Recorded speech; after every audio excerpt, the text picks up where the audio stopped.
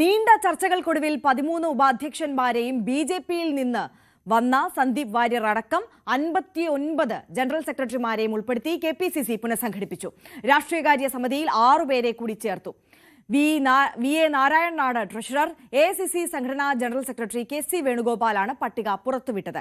Secretary DCC president പ്രഖ്യാപനം പിന്നീട്. നേരത്തെ 5 വൈസ് പ്രസിഡന്റുമാരും 28 ജനറൽ സെക്രട്ടറിമാരുമായിരുന്നു. വി വിനോദ് നമുക്കൊപ്പം പൊളിറ്റിക്കൽ ഡെസ്കിൽ നിന്നുണ്ട് കൂടുതൽ വിവരങ്ങളുമായി. വിനോദ്, അങ്ങനെ കാത്തുകാത്തിരുന്ന ഒരു പുനഃസംഘടനയാണ്. ഏറെ ചർച്ചകൾക്കൊടുവിൽ ഈ പട്ടിക പുറത്തുവിട്ടപ്പോൾ കെപിസിസിയുടെ പട്ടികയല്ല കെസിയുടെ പട്ടികയാണ് പുറത്തു വന്നത് എന്ന തരത്തിലുള്ള വലിയ ആക്ഷേപം ഇപ്പോൾ നിലനിൽക്കുകയാണ്. അതൃപ്തി രേഖപ്പെടുത്തുന്നവരുടെ ഒരു വലിയ നിര തന്നെ ഇപ്പോൾ പുറത്തേക്ക് വന്നുകൊണ്ടിരിക്കുകയാണ്. ഈ തലവേദന കോൺഗ്രസിന് അടുത്തൊന്നും ഒഴിയുമെന്ന് തോന്നുന്നില്ല, അല്ലേ? ഹലോ ആര്യ, എല്ലാ കാലത്തും കോൺഗ്രസിനെ സംബന്ധിച്ച് വലിയ ചർച്ചകൾ ഉണ്ടാകുന്നത് ഈ ജംബോ കമ്മിറ്റികൾ രൂപീകരിക്കുന്നു എന്നതാണ്. നേതൃബാഹുല്യം കാരണം താഴെത്തട്ടിൽ പ്രവർത്തിക്കാനോ അതിന് മേൽനോട്ടം കൊടുക്കാനോ ആളില്ല. പക്ഷേ കമ്മിറ്റികളിൽ വലിയ തോതിൽ നേതാക്കളെ കുത്തിനിറയ്ക്കുന്നു എന്നതാണ് ഇതിൽ ഏറ്റവും പ്രധാനപ്പെട്ട കാര്യം. വിമർശനമായി ഉയർന്നു വരുന്നത് കെ മുരളീധരൻ അടക്കമുള്ളവർ പലപ്പോഴും കോൺഗ്രസിൻ്റെ നേതൃയോഗങ്ങളിൽ ഉന്നയിക്കുന്ന കാര്യം ഇതാണ്: ജംബോ പട്ടിക ഒഴിവാക്കണമെന്ന കാര്യമാണ്. പക്ഷേ ഇപ്പോൾ ഏറ്റവും ഒടുവിൽ കോൺഗ്രസിൻ്റെ ഒരു പുനഃസംഘടന വരുമ്പോൾ കെപിസിസിയിൽ ജംബോ പട്ടിക എന്ന് തന്നെ പറയേണ്ടിയിരിക്കുന്നു. നീണ്ട ചർച്ചകൾക്കൊടുവിൽ 13 ഉപാധ്യക്ഷന്മാരും ബിജെപിയിൽ നിന്ന് വന്ന സന്ദീപ് വാര്യർ അടക്കം 59 ജനറൽ സെക്രട്ടറിമാരെ ഉൾപ്പെടുത്തിയാണ് കെപിസിസി പുനഃസംഘടിപ്പിച്ചിരിക്കുന്നത്. രാഷ്ട്രീയകാര്യ സമിതിയിൽ 6 പേരെ കൂടി ചേർത്തിട്ടുണ്ട്. വി എ നാരായണനാണ് ട്രഷറർ. എഐസിസി സംഘടനാ ജനറൽ സെക്രട്ടറി കെ.സി. വേണുഗോപാലാണ് ഈ പട്ടിക പുറത്തുവിട്ടത്. മാത്രമല്ല, കേരള രാഷ്ട്രീയവുമായി ബന്ധപ്പെട്ട ഇപ്പോഴത്തെ ചർച്ചകളിൽ ഏറ്റവും പ്രധാനം കെ.സി. വേണുഗോപാൽ തൻ്റെ സാന്നിധ്യം ഉറപ്പാക്കാൻ വളരെയധികം ശ്രമിക്കുന്നു, തൻ്റെ പ്രാധാന്യം ഉറപ്പാക്കാൻ വേണ്ടി ശ്രമിക്കുന്നു. മുഖ്യമന്ത്രി സ്ഥാനം ലക്ഷ്യമിട്ട് കെ.സി. വേണുഗോപാലിൻ്റെ നീക്കമുണ്ടാകുന്നു. പക്ഷേ വി.ഡി. സതീശൻ പ്രതിപക്ഷ നേതാവാണെങ്കിൽ കൂടി വലിയ തോതിൽ ഒരു എതിർപ്പ് കെ.സിക്കെതിരെ ഉണ്ടാകാൻ സാധ്യതയില്ല. കാരണം കെ.സിയുടെ അനുഗ്രഹാശിസോടുകൂടി പ്രതിപക്ഷ നേതാവായി എത്തിയ ആളാണ് വി.ഡി. സതീശൻ. അതുകൊണ്ട് തന്നെ ഇപ്പോൾ എഐസിസി ജനറൽ സെക്രട്ടറി എന്ന നിലയിൽ ഒരുപക്ഷെ രാഹുൽ ഗാന്ധിയുമായി ഗാന്ധി കുടുംബവുമായി ഏറ്റവും അടുത്ത് നിൽക്കുന്ന വ്യക്തി എന്ന നിലയിൽ എഐസിസി നേതൃത്വത്തിൽ വളരെയധികം പ്രാധാന്യമുള്ള എ കെ ആന്റണിക്ക് ശേഷം ഒരുപക്ഷെ കേരളത്തിൽ നിന്ന് എഐസിസി നേതൃത്വത്തിൽ ഇത്രയധികം ഇടം നേടുകയും രാജ്യത്ത് തന്നെ കോൺഗ്രസിൻ്റെ കാര്യങ്ങൾ തീരുമാനിക്കുന്നതിൽ നിർണായക ശക്തിയായി മാറുകയും ചെയ്ത കെ.സി. വേണുഗോപാൽ അടുത്ത് ഭരണമാറ്റമുണ്ടായാൽ മുഖ്യമന്ത്രി സ്ഥാനത്തേക്ക് ഏറെ വലിയ തോതിൽ പേര് ഉയർന്നു കേൾക്കുന്ന കെ.സി. വേണുഗോപാലിൻ്റെ താല്പര്യപ്രകാരമുള്ള ഒരു പട്ടിക തന്നെയാണ് വന്നിട്ടുള്ളത്. കൂടുതൽ ആളുകളെ അല്ലെങ്കിൽ നേതാക്കളെ പിണക്കാത്ത തരത്തിലുള്ളൊരു ജംബോ കമ്മിറ്റി, എല്ലാവരെയും തൃപ്തിപ്പെടുത്തിയുള്ള ഒരു കമ്മിറ്റി എന്ന നിലയിൽ തന്നെയാണ് കാണേണ്ടത്. ഇപ്പോൾ നമുക്ക് കഴിഞ്ഞ ദിവസങ്ങളിൽ യൂത്ത് കോൺഗ്രസ് സംസ്ഥാന അധ്യക്ഷനെ നിയമിച്ചതിൽ പോലും അബിൻ വർക്കിയെ ഒഴിവാക്കിയുള്ള തീരുമാനം, അത് രമേശ് ചെന്നിത്തലയ്ക്ക് കിട്ടിയ ഏറ്റവും വലിയ തിരിച്ചടിയാണ്. ഈ സമീപകാലത്ത് അദ്ദേഹത്തിന് എഐസിസിയിൽ പോലും വലിയ പ്രാധാന്യം കിട്ടാത്ത നിലയുണ്ട്. ശശി തരൂരിന് കിട്ടിയ പ്രാധാന്യം പോലെ രമേശ് ചെന്നിത്തലയ്ക്ക് കിട്ടാതെ പോകുന്ന ഒരു നില. അവിടെയാണ് രമേശ് ചെന്നിത്തലയ്ക്ക് വീണ്ടും ഒരു തിരിച്ചടി എന്നോണം അദ്ദേഹത്തിന് താല്പര്യമുള്ള ആൾ യൂത്ത് കോൺഗ്രസ് സംസ്ഥാന അധ്യക്ഷ പദവിയിലേക്ക് എത്താതെ പോകുന്നത്. രാഹുൽ മാങ്കൂട്ടം മാറുന്നു, ഷാഫി പറമ്പിൽ വലിയ പ്രതിസന്ധിയിലേക്ക് പോകുമ്പോൾ കെ.സി. വേണുഗോപാലിന് താല്പര്യമുള്ള ആൾ യൂത്ത് കോൺഗ്രസ് അധ്യക്ഷ സ്ഥാനത്തേക്ക് വരുന്നു. ഇപ്പോൾ ഈ പട്ടിക പുറത്തു വരുമ്പോഴും അങ്ങനെ തന്നെയാണ് കാണേണ്ടത്. നമ്മൾ എടുത്തു പറയേണ്ട കാര്യം 13 ഉപാധ്യക്ഷന്മാർ, നേരത്തെ ഉണ്ടായിരുന്നത് 5 വൈസ് പ്രസിഡന്റുമാരാണ്. അവിടെയാണ് ഈ സംഖ്യ 13ആയി ഉയരുന്നത്. 28 ജനറൽ സെക്രട്ടറിമാരിൽ നിന്നാണ് 59 ജനറൽ സെക്രട്ടറിമാർ എന്ന നിലയിലേക്ക് കാര്യങ്ങൾ പോകുന്നത്.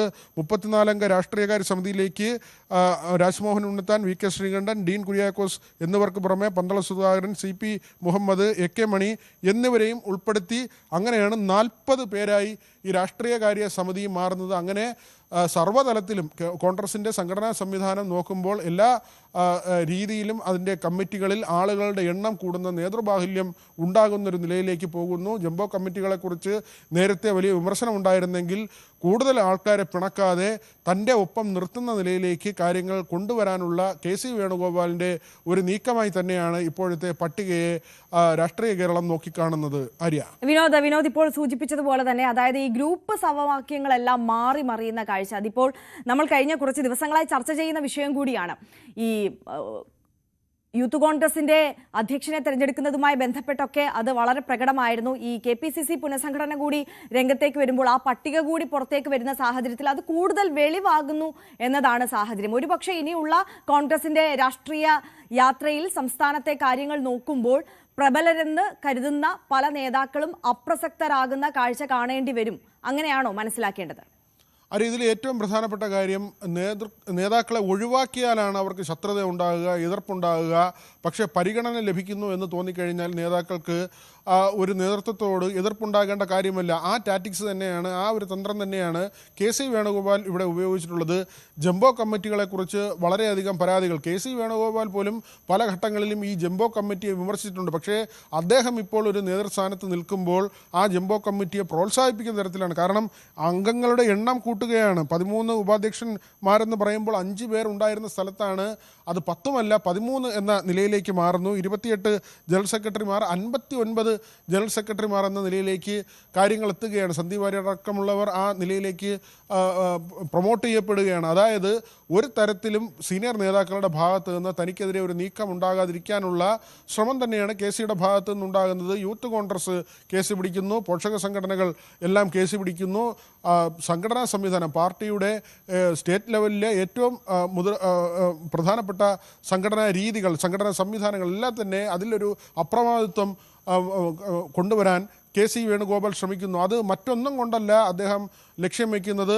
മുഖ്യമന്ത്രി സ്ഥാനത്തിലേക്ക് KC അടുക്കുന്നു എന്ന കാര്യം തന്നെയാണ്. ഭരണമാറ്റമുണ്ടായാൽ ആര് മുഖ്യമന്ത്രിയാകുമെന്ന ചോദ്യത്തിന് കഴിഞ്ഞ ചില ആഴ്ചകളായി കിട്ടുന്ന മറുപടി, അല്ലെങ്കിൽ KC ഇങ്ങനെ ഏറ്റവും ഒടുവിലത്തെ ലാപ്പിൽ കേരളത്തിൽ സജീവമാകുമെന്ന് നേരത്തെ തന്നെ രാഷ്ട്രീയ കേരളം കണക്ക് കൂട്ടിയിരുന്നതാണ്. ആ തരത്തിൽ തന്നെയാണ് കാര്യങ്ങൾ പോകുന്നത്. സതീശനെ അംഗീകരിക്കാൻ സുധാകരൻ തയ്യാറല്ല, ചെന്നിത്തല തയ്യാറല്ല.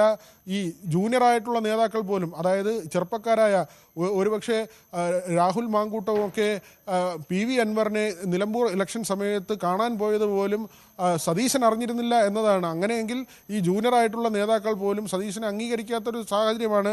ഷാഫി നേരത്തെ തന്നെ A ഗ്രൂപ്പ് വിട്ട് വേണുഗോപാലിനൊപ്പം പോയി, തിരുവഞ്ചൂര് വേണുഗോപാലിനൊപ്പം പോയി, അങ്ങനെ പ്രധാനപ്പെട്ട നേതാക്കളെല്ലാം പോയി. അവിടെയാണ് ചെന്നിത്തല ഒരു സീനിയർ നേതാവ് എന്ന നിലയിൽ പഴയ നിലപാടിൽ തന്നെ അങ്ങനെ നിൽക്കുന്നു. മാത്രമല്ല ചാണ്ടി ഉമ്മൻ കഴിഞ്ഞ ദിവസം എടുത്ത നിലപാടുണ്ട്. തൻ്റെ അപ്പയുടെ ദിവസം, അതായത് ഉമ്മൻചാണ്ടിയുടെ ഓർമ്മ ദിവസം തന്നെ കോൺഗ്രസിൻ്റെ പദവിയിൽ നിന്ന്, തനിക്ക് ചുമതല ഉണ്ടായിരുന്ന പദവിയിൽ നിന്ന് ഒഴിവാക്കി. ഒരു വാക്ക് പറഞ്ഞിരുന്നെങ്കിൽ താൻ മാറുമായിരുന്നു. തന്നോട് പറയാതെ ഒഴിവാക്കിയെന്ന് പറയുമ്പോൾ ആ മുനയും ചെന്ന് നിൽക്കുന്നത് KC വേണുഗോപാലിലേക്കാണ്. അതായത് പഴയ വിശാല ഐ ഗ്രൂപ്പിൻ്റെ നേതാവായ രമേശ് ചെന്നിത്തലയ്ക്ക് ഇപ്പോൾ നീരസമുണ്ട്. അതേ നീരസം ഉമ്മൻചാണ്ടിയുടെ മകനുണ്ട്. AI ഗ്രൂപ്പുകൾ, പഴയ AI ഗ്രൂപ്പുകൾ ഒരുമിക്കുന്ന ഒരു സാഹചര്യമുണ്ട്. ചാണ്ടി ഉമ്മന് രമേശ് ചെന്നിത്തലയുടെ എല്ലാ പിന്തുണയുമുണ്ട്. രമേശ് ചെന്നിത്തലയെ ചാണ്ടി ഉമ്മൻ പിന്തുണയ്ക്കുന്നുമുണ്ട്. അബിൻ വർക്കിയെ ഒഴിവാക്കുമ്പോൾ ആ ഒരു നീരസം രമേശ് ചെന്നിത്തലയും ചാണ്ടി ഉമ്മനും ഒരേ സ്വരത്തിലാണ് പറയുന്നത്. ഈ മുനയെല്ലാം ചെന്നുകൊള്ളുന്നത് KC വേണുഗോപാലിലേക്കാണ്. അപ്പോഴാണ് ഇങ്ങനൊരു പുനഃസംഘടന വരുന്നത്. മറ്റ് നേതാക്കളെ പിണക്കാതെ പരമാവധി ആൾക്കാരെ ഉൾക്കൊള്ളിച്ചുകൊണ്ടുള്ള ഒരു ജംബോ കമ്മിറ്റിയുമായി വേണുഗോപാൽ അവതരിക്കുകയും ചെയ്യുന്നു. അതിന് അർത്ഥം മുഖ്യമന്ത്രി സ്ഥാനത്തേക്ക് ഒരു മാറ്റമുണ്ടായാൽ വേണുഗോപാലായിരിക്കും എത്തുക. സതീശൻ വഴിമാറി വേണുഗോപാൽ മുഖ്യമന്ത്രി പദത്തിലേക്ക് എത്താനുള്ള ഒരു കൃത്യമായ നീക്കം നടത്തുന്നു എന്ന് തന്നെയാണ് മനസ്സിലാക്കേണ്ടത്. ആര്യ, യെസ്, തീർച്ചയായും VV വിനോദാണ് വിവരങ്ങൾ പങ്കുവച്ചത്. എന്തായാലും പുനഃസംഘടനയെ ചൊല്ലി അതൃപ്തി ഇങ്ങനെ പുകയുമ്പോൾ ട്രാൻസ്ജെൻഡർ കോൺഗ്രസിലും അതൃപ്തി ഉണ്ട് എന്നുള്ളത് പരസ്യമായി രേഖപ്പെടുത്തുന്ന ഒരു സാഹചര്യത്തിലേക്കാണ് എത്തുന്നത്. ട്രാൻസ്ജെൻഡർ വിഭാഗത്തിൽ നിന്ന് ആരെയും ഉൾപ്പെടുത്തിയില്ല എന്ന പരാതിയും ഉയരുന്ന ഒരു സാഹചര്യമാണ്.